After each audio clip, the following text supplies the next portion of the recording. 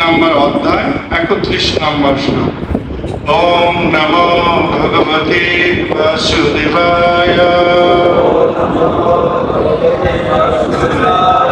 ওম নমো ভগবতে বাসুদেবায়।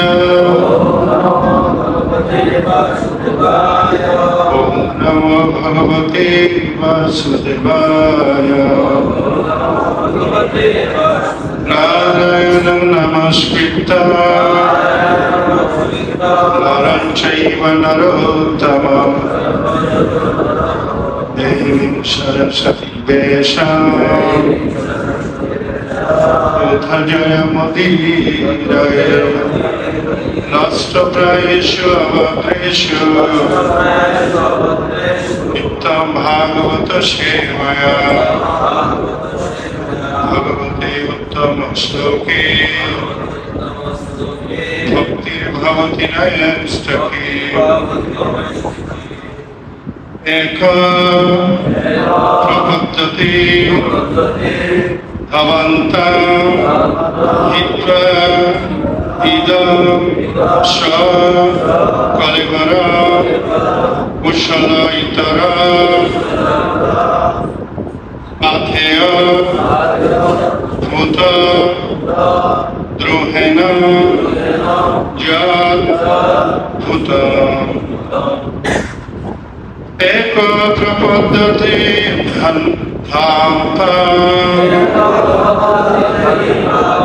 এক প্রপদ্যতে ধ্যান্তাদং সকলেবর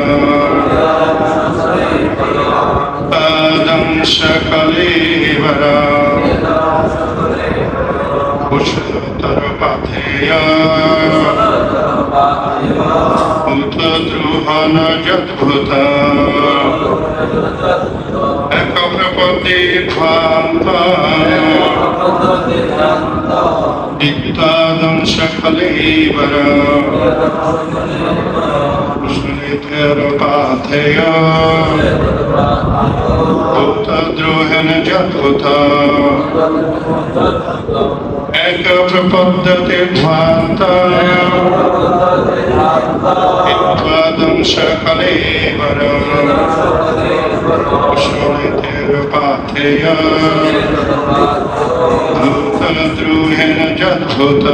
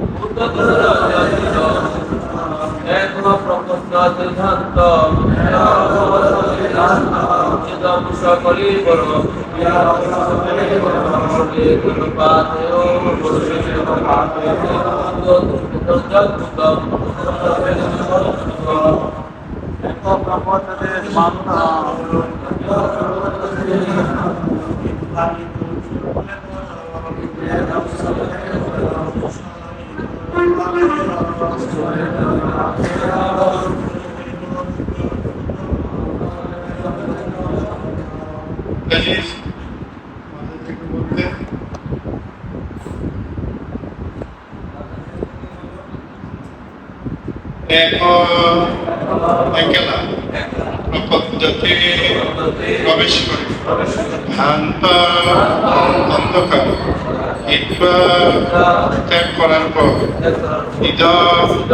এই তা কলেবর দেহ কুশলইতর পাথেয় সম্পদ ভূত অন্নজীবীদের দ্রোহেণ হিংসা যে দেহ ভূত পালিত হয়েছে। এই চ্যাপ্টারের টাইটেল হলো ভগবান কপিল দেব কর্তৃক অশুভ সকাম কর্মের বর্ণনা। তার বর্তমান শরীর ত্যাগ করার পর সেই একলা নরকের গভীরতম অন্ধকার প্রদেশে প্রবেশ করে এবং অন্য প্রাণীদের প্রতি হিংসা করে সে যে ধন অর্জন করেছিল সেই পাপকে পাথেয় রূপে সে সঙ্গে নিয়ে যায়। তার বর্তমান শরীর ত্যাগ করার পর সে একলা নরকের গভীরতম অন্ধকারে প্রবেশ করে। সে একলা নরকের গভীরতম অন্ধকার প্রদেশে প্রবেশ করে এবং অন্য প্রাণীদের প্রতি হিংসা করে। সে যে ধন অর্জন করেছিল সেই পাপকে পাথের বেশি সঙ্গে নিয়ে যায়। মানুষ যখন অন্যায়ভাবে অর্থ উপার্জন করে তার পরিবার এবং নিজের ভরণ পোষণ করে তখন সেই ধন পরিবারের সমস্ত সদস্যরাই উপভোগ করে, কিন্তু তাকে একলা নরকে যেতে হয়। যে মানুষ অর্থ উপার্জন করে অথবা অন্যের প্রতি হিংসা করে জীবন উপভোগ করে এবং যে পরিবার পরিজন বন্ধু বান্ধব নিয়ে জীবন উপভোগ করে তাকে এই প্রকার হিংসা পরায়ণ এবং অন্যায় আচরণ জনিত পাপ কর্মের ফল একলা ভোগ করতে হয়। দৃষ্টান্ত স্বরূপ বলা যায় যে কেউ যদি কাউকে হত্যা করে ধন সংগ্রহ করে এবং সেই ধন দিয়ে তার পরিবার প্রতিপালন করে তখন তার অর্জিত সেই অভিশপ্ত ধন যারা ভোগ করেছিল তাদের আংশিকভাবে তার দায়িত্ব গ্রহণ করতে হবে এবং নরকে যেতে হবে। কিন্তু যে প্রধান কর্তা তাকে বিশেষভাবে দণ্ডভোগ করতে হয়। জড়সুখভোগের ফল হচ্ছে যে কেউ তার ধন সম্পদ সঙ্গে নিয়ে যেতে পারে না, সে কেবল তার পাপ কর্মের ফল সঙ্গে নিয়ে যায়। যে ধন সম্পদ সে উপার্জন করেছিল তা তাকে পৃথিবীতে রেখে যেতে হয় এবং সে কেবল তার কর্মফল সঙ্গে নিয়ে যায়। এই পৃথিবীতেও কোনো মানুষ যদি কাউকে হত্যা করে কিছু ধন সংগ্রহ করে তার পরিবারের সদস্যরা যদি সেই পাপের দ্বারা কুৎসিত হয়েছে তবু তাদের ফাঁসি দেওয়া হয় না। কিন্তু যে ব্যক্তিটি হত্যা করেছে এবং তার পরিবার প্রতিপালন করেছে তাকে হত্যাকারী রূপে ফাঁসি দেওয়া হয়। পাপ কর্মের জন্য অপ্রত্যক্ষভাবে যে ভোগ করেছে তার থেকে প্রত্যক্ষভাবে যে অপরাধ করেছে সে বেশি দায়ী। মহান জ্ঞানী চাণক্য পণ্ডিত তাই বলেছেন যে মানুষের কাছে যা কিছু আছে তা সব যেন সৎকার্যে বা পরমেশ্বর ভগবানের উদ্দেশ্যে ব্যয় করা হয়, কারণ সে তার সম্পদ সঙ্গে নিয়ে যেতে পারবে না। সেইগুলো এখানেই থাকে এবং তা নষ্ট হয়ে যায়। হয় আমরা ধন সম্পদ ছেড়ে চলে যাই অথবা ধন সম্পদ আমাদের ছেড়ে চলে যায়। আমাদের পরস্পর থেকে বিচ্ছিন্ন হতে হয়। তাই যতক্ষণ ধন সম্পদ আমাদের অধিকারে থাকে ততক্ষণ কৃষ্ণ ভক্তি লাভের জন্য তা ব্যয় করা উচিত।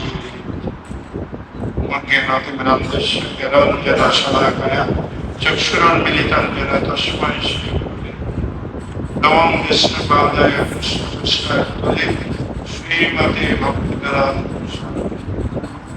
নমস্তে সরস্বতী বিশেষ শূন্যবাদী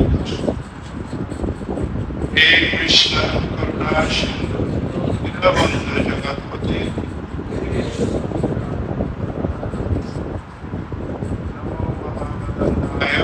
কৃষ্ণ প্রেম প্রদায়তে কৃষ্ণায় কৃষ্ণ বাঞ্ছা কল্পতরুভ্যশ্চ কৃপাসি অনামি পাবনে বৈষ্ণবে শ্রী কৃষ্ণ চৈতন্য প্রভু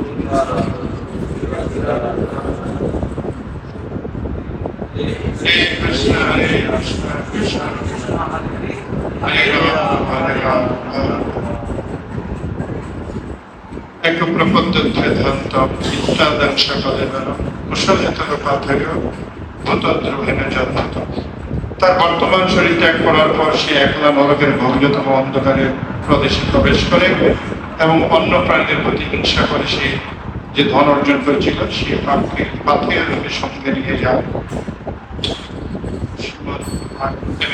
গুরুত্বপূর্ণ গুরুত্বপূর্ণ ভগবান কপিলদেব কর্তৃক অশুভ সব সকল সকাম কর্মের বর্ণনা। আমরা এই পৃথিবীতে যা করি বেশিরভাগ লোকই সকাম কর্মে আসক্ত। মুসলিমের যে কজন আছে প্রভুপাদের কৃপায় তারা কৃষ্ণ ভাবনা আন্দোলনে যুক্ত হয়ে সকাম কর্ম থেকে তারা মুক্তি যাপন করছে, কিন্তু বেশিরভাগ মানুষই সকাম আসক্ত। তো সকাম কর্মটা কিরকম, সকাম কর্মীদের অবস্থা সম্বন্ধে নরোত্তম দাস ঠাকুর সুন্দরভাবে বলেছেন। কি বলেছেন? কর্মকাণ্ড জ্ঞানকাণ্ড কেবলই কিসের ভাণ্ড। কিসের ভাণ্ড? এটা কিসের ভাণ্ড। অমৃত বলিয়াছে বা খায়, যে অমৃত মনে করে খায়। অমৃত কেন না, এই জগতে যখন আমরা হই তখন আমাদের আদরের ছেলে স্বজনের কোলে হাসিয়া কাটানো কাল, জনক জননী স্নেহেত ভুলিয়া সংসার লাগিল। Hare Krishna Hare Krishna Krishna Krishna Hare Ram Ram Ram. Wake up soul, wake up. এইভাবে স্টেজে বসে যাদের ঘুম আসে আমরা আধা ঘন্টা আলোচনা করবো এখানে।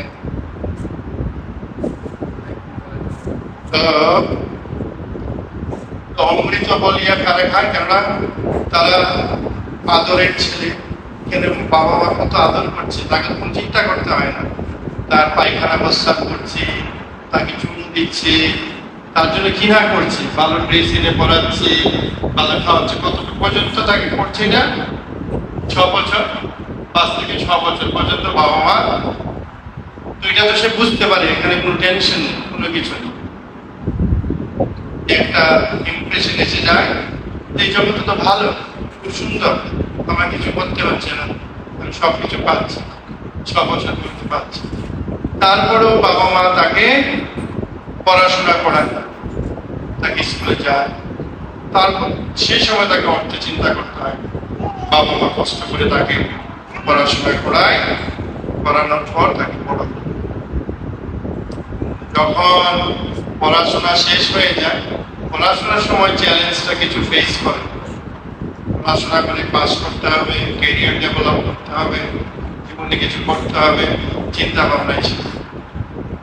কিন্তু যেই পড়াশোনা শেষ হলো, বিদ্যার গৌরবে আমি দেশে দেশে ধন উপার্জন করি, স্বজন পালন করি এক মনে, তোমারই বলিল করি।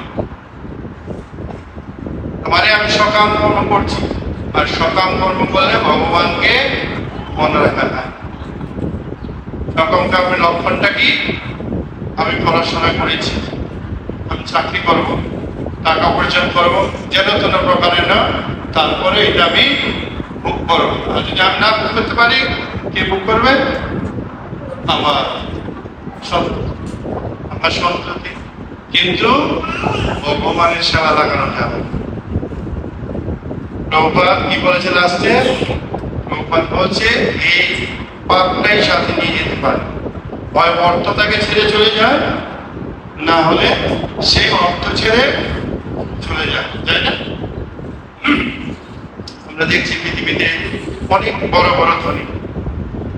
একজনের কথা অন্তত বলতে পারি, খুব ফেমাস ম্যাকিন্টশ কোম্পানির যে সিইও, অ্যাপল কোম্পানির CEO Steve job. Steve job খুব চ্যালেঞ্জ করে বড় হয়েছে। ইসকন, তার একটা ডায়লগ ইসকনকে অনেক ফেমাস করে দিয়েছে। নিউ জার্সিতে যখন যে ছিল, এক সপ্তাহে একটা মেয়ে খাবার একবেলা খাবারটা একটু ভালো খাবার জন্য 7 মাইল হেঁটে ইস্কন মন্দিরে, নিউ জার্সি মন্দিরে যেত। এরপরে কি হলো, এই ব্যক্তিটি কষ্ট করে, তো সে যখন বলে যে আমি ভালো খাবার পেতাম না আমেরিকার মতো জায়গায়, সেই ব্যক্তিটা 7 মাইল হেঁটে ইস্কন মন্দিরে গেছে খাওয়ার জন্য। সেই ব্যক্তিটা কি হয়েছে, অ্যাপেল কোম্পানি, $multi-billion কোম্পানি, কি সাম্রাজ্য সে তৈরি করেছে পৃথিবীর বড় বড় কান্ট্রি, বড় বড় স্ট্রিটে, বড় বড় সুপার মার্কেট, তার হাই লাক্সারি শোরুম। তার যখন নতুন মডেলের ফোন বেরোয়, আগের থেকে রাত্রে লাইন দেওয়া হয় যে আমি নেব ফার্স্ট আইফোন 16, 18, এখন কত চলছে, তো হ্যাঁ 17 চলছে। তো সবাই লাইন ধরে, তার মানে বুঝতে পারছেন ওর স্তরটা, ওর পজিশনটা কোথায় আছে।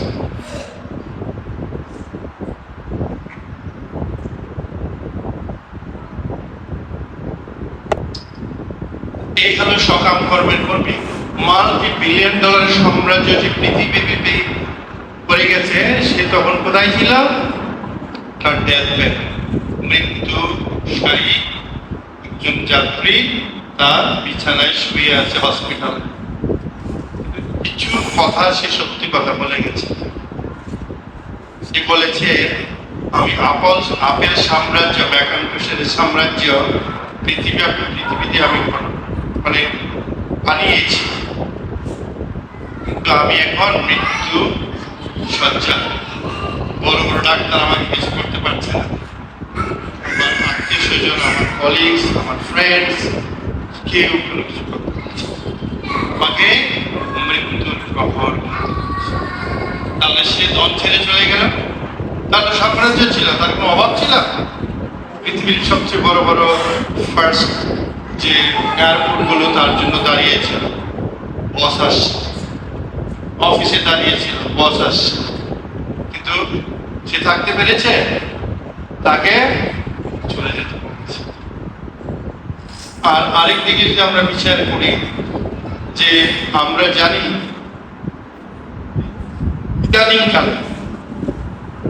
ইদানিংকালে মানে বাংলাদেশের যে প্রাইম মিনিস্টার ছিল, সে কখনো ভেবেছিল যে বাংলাদেশের পজিশন তার এরকম হবে, তাকে পালিয়ে যেতে হবে, ভেবেছিল?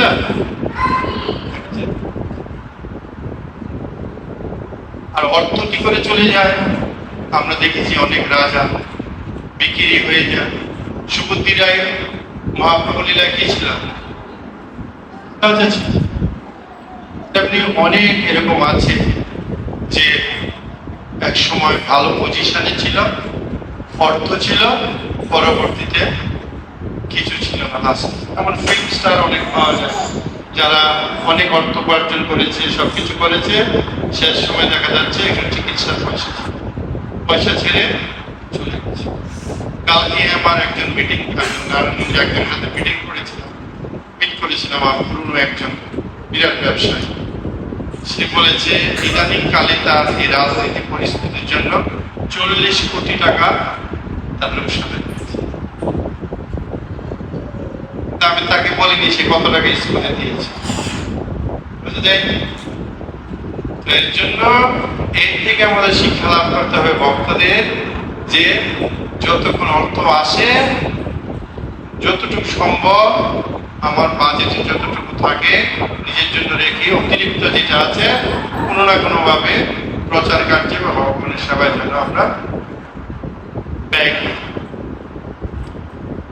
তো সকাম কর্মের ফলটা হলো এরকম, যে আমরা কেরিয়ার ডেভেলপে সবকিছু করি, কিন্তু অর্থ যখন আসে তখন এটা আমরা বলিয়া যাবে ভাই, কদর্য ভক্ষণ করে নানাজনই ভ্রমণ করে। কি খায় কদর্য, কি খায় চুয়াগুলো, কি খায় চুয়া রাত্রে ঘুরে ট্রেনের মধ্যে, কোথায় ঘুরে ট্রেনের মধ্যে, কোথায় ঘুরে গার্বেজের মধ্যে। আর অন্যান্য শুয়োর যে আছে, শুয়োর কোথায় খায়, ট্রেনে খায়, ময়লা খায়। ভালো জিনিস খাচ্ছে না কদর্য খাচ্ছে? হ্যাঁ, মনে হয় কদর্য। তার কাছে গিয়ে জিজ্ঞেস করে অমৃত খাচ্ছে। ইন্দ্রের যখন এসেছিল এর কাছে সুর, যখন বলছে ইন্দ্র তোমার সময় হয়েছে, চলো যেখানে রিয়েল অমৃত পাওয়া যায়, চলো স্বর্গলোকে।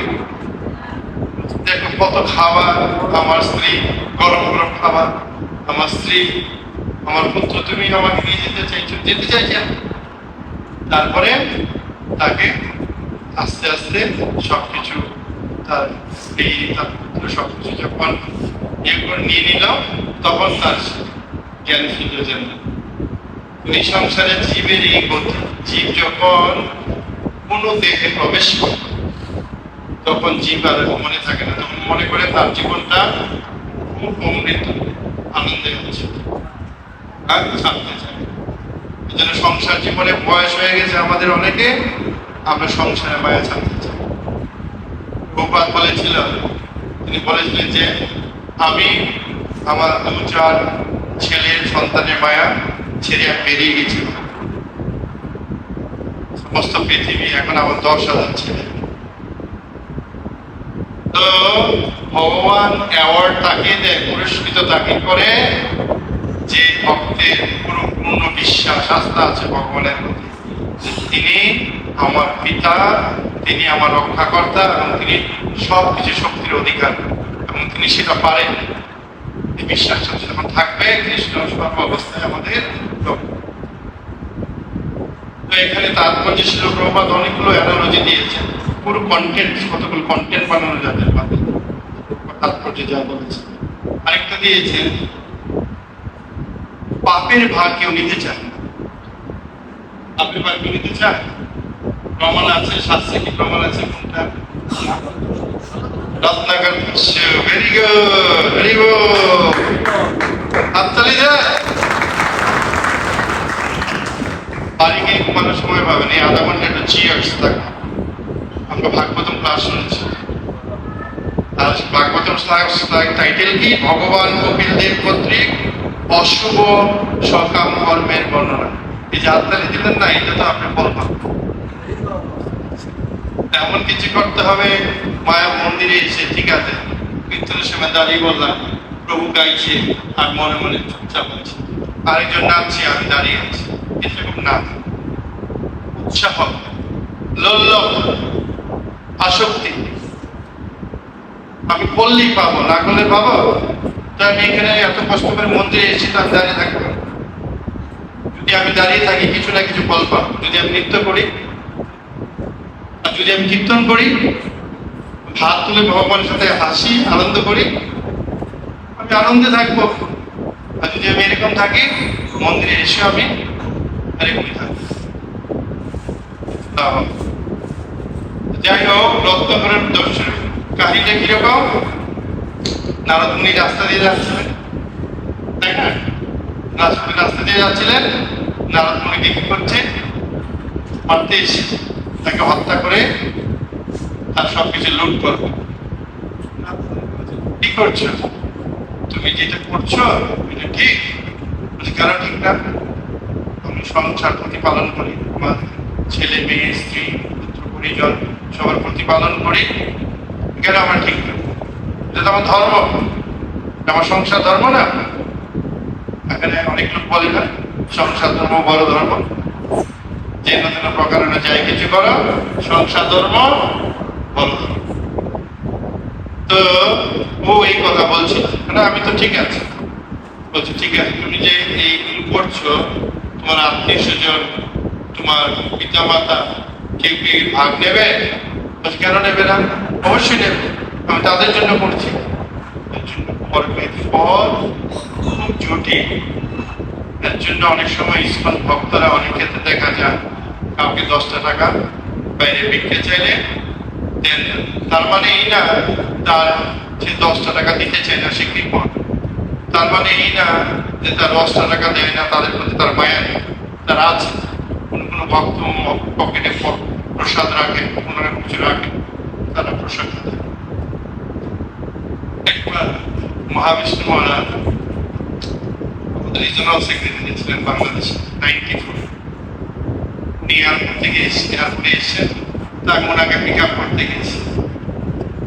উনি বলছে বলো যে আমি বিমান বাংলাদেশ এয়ারলাইন্সে অফিসে যাব, আমার টিকিটটা ফিক্স করতে হবে, ট্রানজিট ইয়েটা ফিক্স করতে হবে। তো আমি মহারাজকে নিয়ে বিমান বাংলাদেশ এয়ারলাইন্সের হেড অফিসে গেলাম। তো বলছে তুমি ভিতরে যাও, আমার টিকিটটা নিয়ে যাও এবং এই ব্যাপার আমাকে বোঝালো। তো আমি ভিতরে গেলাম, সবকিছু জানলাম, ই করলাম, সব ঠিকঠাক করে যখন বাইরে আসলাম, মহারাজ দেখছি মহারাজ কাঠমান্ডু থেকে এসছে। মহারাজ একটি অবধূত স্টাইলে আছে, মহাবেশী মাথা সবসময় মাথায় ঠিক আছে, কত কিছু আছে, জন্তু জানোয়ার হাতি ঘোড়া।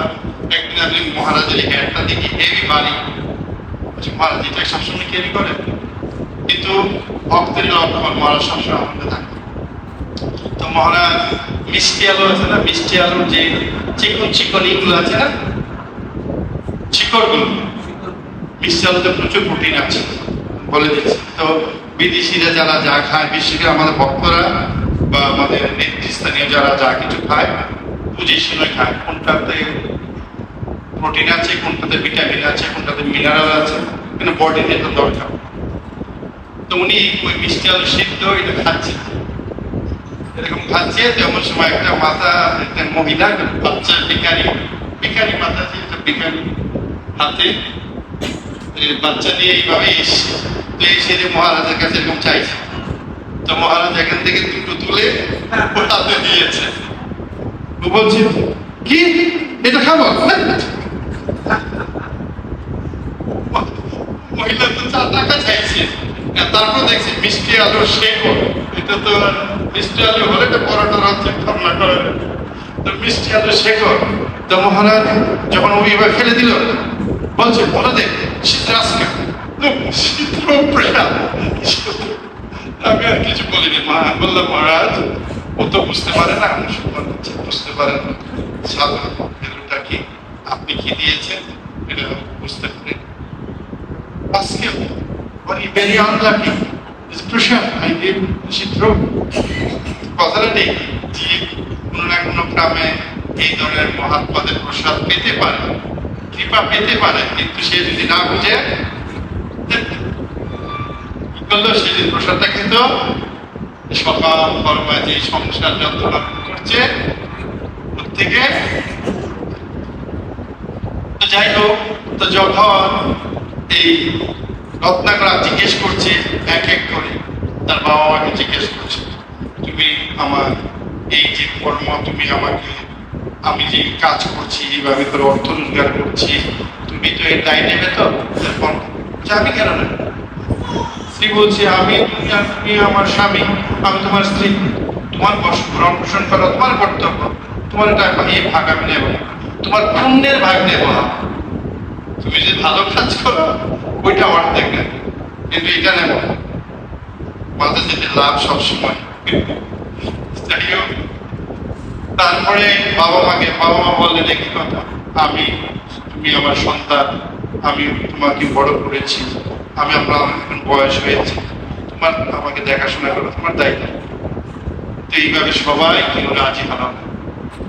যখন দস্যুরত্নাকর বুঝতে পারলেন, তখন কি হলেন তিনি? তারপর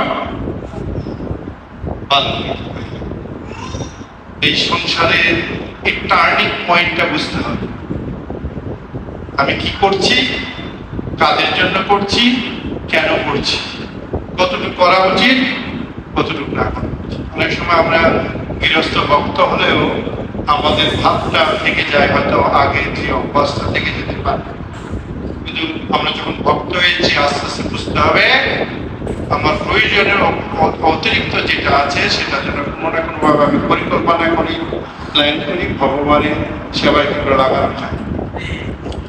তো আমরা এইভাবে দেখি যে সকম কর্মের প্রভাবে মানুষ যে এখানে ফল ভোগ করে, তার জন্মান্তর ধরে যা কি বলেছে, নানা জনি ভ্রমণ করে, কদর্য ভক্ষণ করে, তার জন্ম অধপতনে। অন্ধতামিল বিশ্ব নরক আছে। কি কি কি ধরনের নরকের বর্ণনা রয়েছে, সেখানে জীবকে যেতে হবে। আর যদি তাও না বলি, আমি সকাম কর্মের মাধ্যমে যে যন্ত্রণা জীব করে, সংসার যাতনা, এখানে কি সংসার যাতনা মনে করেন? সংসারের যাতনা কে কে মনে করেন? হাত তুলুন। সংসার যাতনা মনে হচ্ছে না? হচ্ছে না, মজার ব্যাপার, এটা সিরিয়াস ব্যাপার। ভগবান বলছে, আমি বলছি না, ভগবান কপিল দেব বলছে সকাম কর্ম অশুভ। ভগবান কি ভয় দেখাচ্ছে? বাস্তব সৃষ্টি চলছে, সাবধান। এর জন্য এর থেকে আমাদের উৎসাহ নেওয়া উচিত যে আমরা এই সকাম কর্ম থেকে বেরোতে চাইছি। তার মানে একটু তো যুদ্ধ করতেই হবে, করতে হবে না? কি আপনি পেয়ে যাবো আমরা? এটা অপশনটা আছে, অপশন আছে। তোমার মাস্টার ডিগ্রি দিতে হবে, তোমাকে এমনি দিয়ে দেবে, পড়াশোনা করতে হবে না। তো এই সৃষ্টিটা এরকমই। ভগবান সকাম কর্ম থেকে কি করে বেরোতে পারবো, সেই রাস্তাটা আমি সুন্দর বাতলে দিয়েছি। হরে কৃষ্ণ হরে কৃষ্ণ কৃষ্ণ কৃষ্ণ হরে হরে, হরে রাম হরে রাম রাম রাম হরে। এটা কি কঠিন কাজ? কঠিন কাজ। যখন আমরা সময় পাবো, অযথা সময় নষ্ট না করে আমরা হরিনাম করব। যখন সময় পাবো, মন্দিরে এসে কিছু না কিছু সেবা করবো। যারা গৃহস্থ ভক্ত আছেন, বাইরে থাকেন, মন্দিরে কিছু না কিছু সেবা করবো, টাইম ধরে সেবা করবো। আমার রক্ত শুরু বলছি, প্রভু কি বলছে? 30 জন পূজার টাকা, আমি 3 জন 4 জন পূজার টাকা, 6 জন পূজার টাকা করেছি। 6 জন পূজার টাকা কেন? এক একটা পূজারি কত টাইম সময় দেবেন? 8 ঘন্টা করে। বাইরে লোক 8 ঘন্টা করে ডিউটি দেন, দেয়? হ্যাঁ, তাহলে কি হয়েছে? কদিন লাগবে না? কি করে সম্ভব? বাইরে লোক যদি 8 ঘন্টাতে আমরা দেবো না কেন? প্রভুপাদ বলছে এই আন্দোলন আমি তৈরি করেছি লেজি এবং ক্রেজির জন্য না। কি জুড়ে বলুন, কি? তা আমরা প্রভুপাদ বলেছেন যে আমরা কি স্কুলে থেকে দুটা হব? কি হব? কি হওয়ার আগে সাবধান, এই যে হওয়ার আগে চিন্তা ভাবনা করেন। প্রভুপাদ বলছে না, এটা না। স্কুলের বক্তব্য পরিচয় দেয়, কখনো লেজি হবো না। যদি দেখি এই সংস্থা, এই মন্দিরে অনেক সেবা আছে, অনেক কিছু করা আছে, আবার শোল্ডারে নেব, এই শোল্ডারে নেব, আমি দায়িত্ব নেব, কি করলো না করলো আমি ভাববো না। তাহলে আমি ইসমানের প্রভুপাদের সহায়, আমি ইসমানের ভক্ত না। দিলে মার কামেরে বেলা, আমি ইসমানের ভক্ত, আমি ইসমান থেকে দীক্ষা নিয়েছি। এটা কি হলো? কমিটমেন্ট। আপনি কত বছর ধরে আছেন এখন? সবার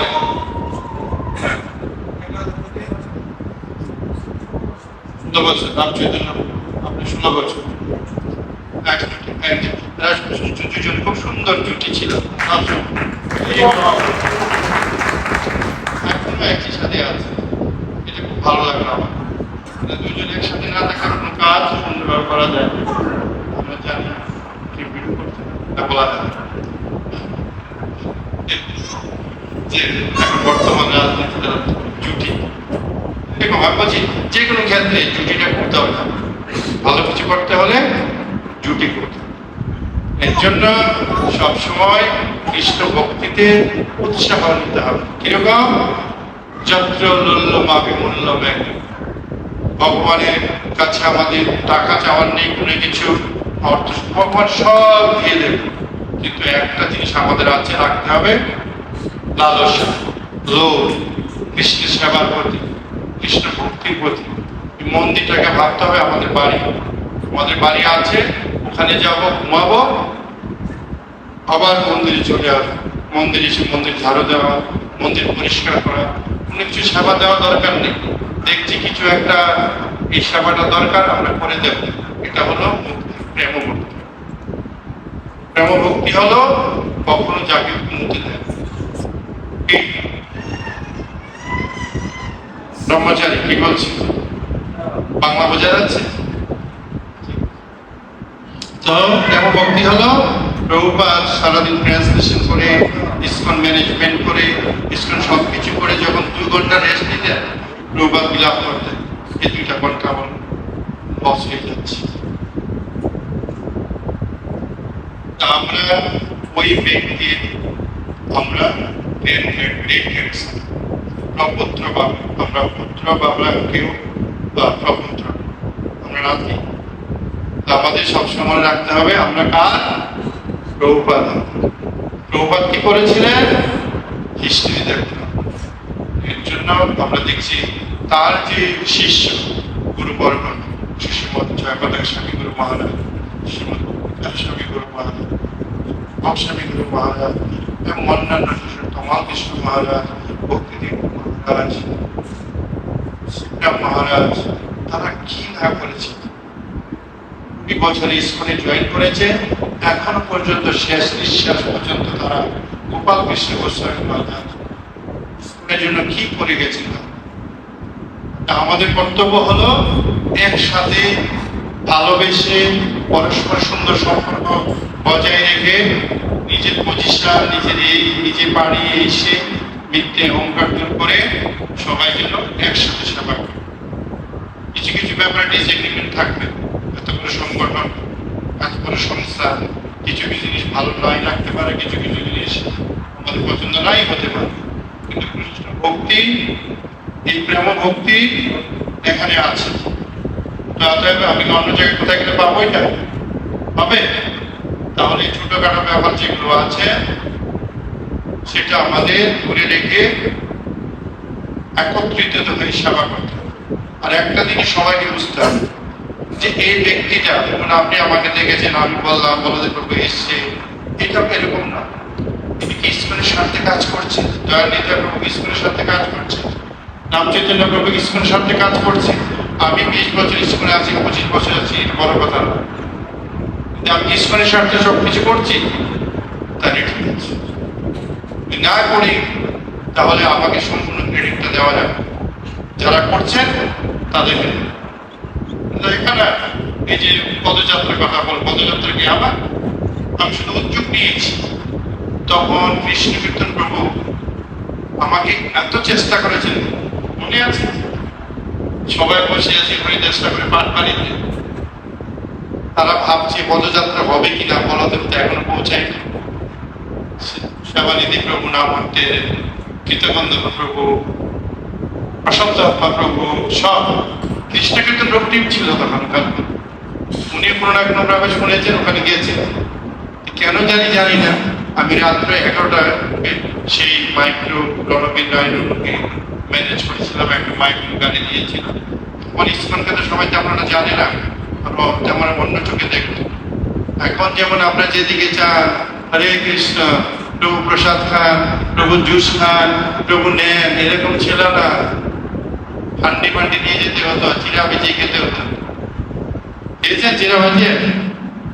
আমার মনে আছে সেই টাঙ্গাইলে আমরা গিয়েছিলাম, যেখানে টর্নেডো হয়েছিল বড়।